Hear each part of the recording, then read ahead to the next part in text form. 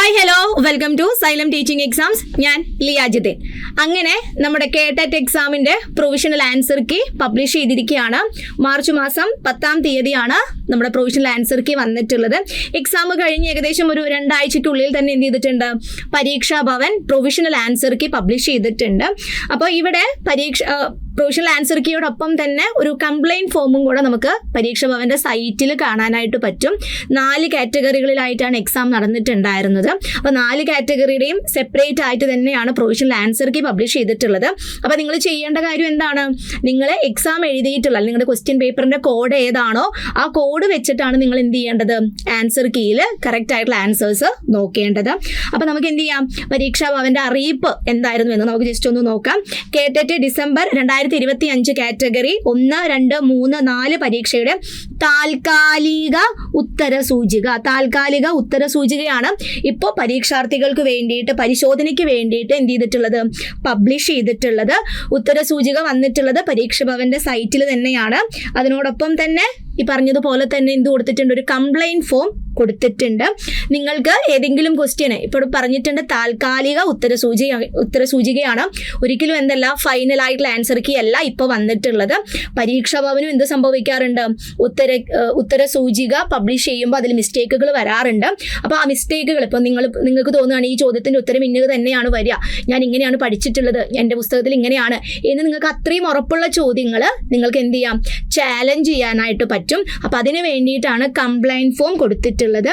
ഇവിടെ നിങ്ങൾക്ക് അത്തരത്തിൽ പരീക്ഷാ ഭവന്റെ ഉത്തരസൂചികയിൽ ഏതെങ്കിലും തരത്തിലുള്ള പരാതികൾ ഉണ്ടെങ്കിൽ അവിടെ എന്ത് ചെയ്യണം, പരാതിയെ സാധൂകരിക്കുന്ന രേഖകൾ സഹിതം നിശ്ചിത മാതൃകയിലുള്ള അപേക്ഷകൾ 18/3/2026 ബുധനാഴ്ച വൈകുന്നേരം 5 മണിക്ക് മുൻപായിട്ട് എവിടെ എത്തിയിട്ടുണ്ടായിരിക്കണം, ഇവിടെ പരീക്ഷാ ഭവനിൽ എത്തിയിട്ടുണ്ടായിരിക്കണം. ഒന്നുകിൽ നിങ്ങൾക്ക് പരാതികൾ നേരിട്ട് പരീക്ഷാ ഭവനിൽ എത്തിക്കാം, അതല്ലെങ്കിൽ തപാൽ മാർഗം നിങ്ങൾക്ക് എന്ത് ചെയ്യാം, പരാതികൾ എത്തിക്കാനായിട്ട് പറ്റും. അപ്പോൾ തപാൽ മാർഗം എത്തിക്കുകയാണെങ്കിൽ കൃത്യമായിട്ട് ഒരു അഡ്രസ്സ് കൊടുത്തിട്ടുണ്ട്. സെക്രട്ടറി പരീക്ഷാ ഭവൻ, പൂജപ്പുര, തിരുവനന്തപുരം 12 എന്ന വിലാസത്തിലാണ് ഇത് കൊടുക്കേണ്ടത്. ഒരിക്കലും എന്ത് ചെയ്യരുത്, ലേറ്റായി പോവരുത്. ഇവിടെ കൃത്യമായിട്ടൊരു ഡേറ്റ് കൊടുത്തിട്ടുണ്ട്. 18-ാം തീയതി 5 മണിക്ക് മുൻപായിട്ട് എന്ത് ചെയ്യണം, പരാതികൾ പരീക്ഷാ ഭവനിൽ എത്തിയിട്ടുണ്ടായിരിക്കണം. ഇനി ആ ഒരു സമയം കഴിഞ്ഞിട്ടാണ് നമ്മുടെ പരാതി അവിടെ എത്തുന്നതെങ്കിൽ അവിടെ എന്ത് ചെയ്യില്ല, ആ ഒരു പരാതി അവരവിടെ കണക്കിലെടുക്കില്ല. അതിനോടൊപ്പം തന്നെ നിശ്ചിത മാതൃകയിലല്ലാത്ത പരാതികളും അവിടെ എന്ത് ചെയ്യില്ല, സ്വീകരിക്കുകയില്ല അല്ലെങ്കിൽ പരിഗണിക്കുകയില്ല എന്ന് കൊടുത്തിട്ടുണ്ട്. ഏത് രീതിയിലാണ് കംപ്ലൈൻറ്റ് ഫോറം വരുന്നത് എന്നുള്ളത് കൃത്യമായിട്ട് അവർ അറിയിപ്പിൽ കൊടുത്തിട്ടുണ്ട്. അപ്പോൾ ആ മാതൃക അനുസരിച്ച് തന്നെ വേണം നിങ്ങൾ എന്ത് ചെയ്യാനായിട്ട്, ആ ഫോറത്തിൽ തന്നെയാണ് നിങ്ങൾ എന്ത് ചെയ്യേണ്ടത്, പരാതികൾ കൊടുക്കേണ്ടത്. ആ ഫോറം കൃത്യമായിട്ടുള്ള രീതിയിൽ പൂരിപ്പിച്ചിട്ടുണ്ടായിരിക്കണം. 18-ാം തീയതി 5 മണിക്ക് മുൻപായിട്ട് പരീക്ഷാ ഭവനിൽ എത്തിയിട്ടുണ്ടായിരിക്കണം. ഇനി പരാതികൾ അയക്കുന്ന ഫോർമാറ്റ് ഷീറ്റിൽ ഒരു കാറ്റഗറി, ഒരു പാർട്ട് എന്നിവയിൽ ഒരു പരാതി മാത്രമേ ഉൾക്കൊള്ളിക്കാവൂ. നിങ്ങൾക്ക് ചിലപ്പോൾ കുറേ ചോദ്യങ്ങൾ നിങ്ങൾക്ക് തെറ്റായിട്ട് തോന്നുന്നുണ്ട്. അപ്പോൾ എല്ലാ കംപ്ലൈൻറ്റും കൂടെ എന്ത് ചെയ്യാനായിട്ട് പറ്റില്ല, ഒരു ഫോറത്തിൽ കൊടുക്കാനായിട്ട് പറ്റില്ല.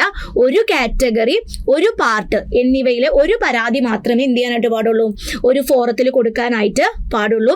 വ്യത്യസ്ത കാറ്റഗറികൾക്കും പ്രസ്തുത കാറ്റഗറികളിലെ പാർട്ടുകൾക്കും നിങ്ങൾ എന്ത് ചെയ്യണം, പ്രത്യേകം ഫോർമാറ്റ് ഷീറ്റുകൾ ഉപയോഗിക്കേണ്ടതാണ്. ഇപ്പോൾ സൈക്കോളജിയുടെ ഭാഗത്തു നിന്ന് ഒരു മിസ്റ്റേക്ക് കണ്ടു, അത് നിങ്ങൾ ഒരു ഫോറത്തിൽ കൊടുക്കണം.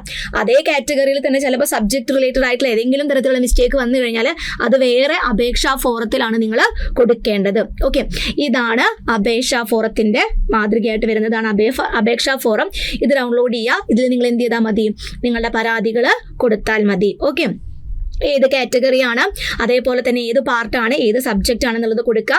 ക്വസ്റ്റ്യൻ പേപ്പർ കോഡ് കൊടുക്കണം, ഏത് സെറ്റാണ് എന്നുള്ള കാര്യം കൂടെ കൊടുക്കണം. ക്വസ്റ്റ്യൻ പേപ്പർ കോഡും കൊടുക്കണം, സെറ്റ് ഏതാണെന്നും കൂടെ കൊടുക്കണം. അതിനോടൊപ്പം തന്നെ ക്വസ്റ്റ്യൻ നമ്പർ, ഏത് ക്വസ്റ്റ്യൻ ആണെന്ന് മെൻഷൻ ചെയ്യണം. ഓപ്ഷൻസ്, പ്രൊവിഷണൽ ആൻസർ കീയിൽ ഏത് ഓപ്ഷനാണ് കൊടുത്തിട്ടുള്ളത്, ഇപ്പോൾ നിലവിൽ ആൻസർ ആയിട്ട് കൊടുത്തിട്ടുള്ളത് ഏതാണ് അത് മെൻഷൻ ചെയ്യണം. ഇനി എന്താണ് നിങ്ങളുടെ കംപ്ലൈൻറ്റ് എന്നുള്ളതും കൊടുക്കണം. ഇനി അതിനോടൊപ്പം തന്നെ ശ്രദ്ധിക്കേണ്ട ഒരു കാര്യമാണ്, വെറുതെ നമ്മൾ എന്ത് പറഞ്ഞിട്ട് കാര്യമില്ല, കംപ്ലൈൻറ്റ് പറഞ്ഞിട്ട് കാര്യമില്ല, അതിനെ പ്രൂവ് ചെയ്യുന്ന തരത്തിലുള്ള ഡോക്യുമെൻറ്റും അതിൻ്റെ കൂടെ നമ്മൾ സബ്മിറ്റ് ചെയ്യേണ്ടതായിട്ടുണ്ട്.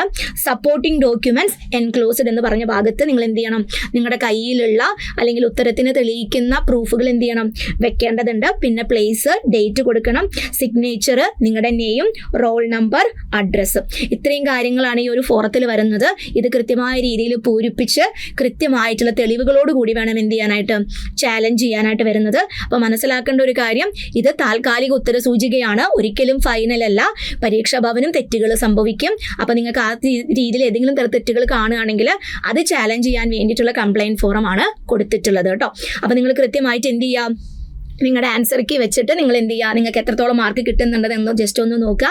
പരീക്ഷാ ഭവൻ്റെ ഉത്തര സൂചികയിൽ ഏതെങ്കിലും തരത്തിൽ തെറ്റുകളുണ്ടോ എന്ന് പരിശോധിക്കുക.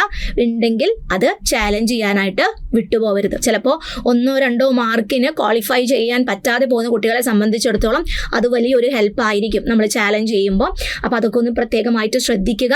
ഓക്കെ, അപ്പോൾ വരും വീഡിയോസിൽ നമുക്ക് ടീച്ചിങ് എക്സാംസുമായിട്ട് ബന്ധപ്പെട്ട് വരുന്ന പുതിയ അപ്ഡേഷൻസുമായിട്ട് വീണ്ടും കണ്ടുമുട്ടാം. Thank you.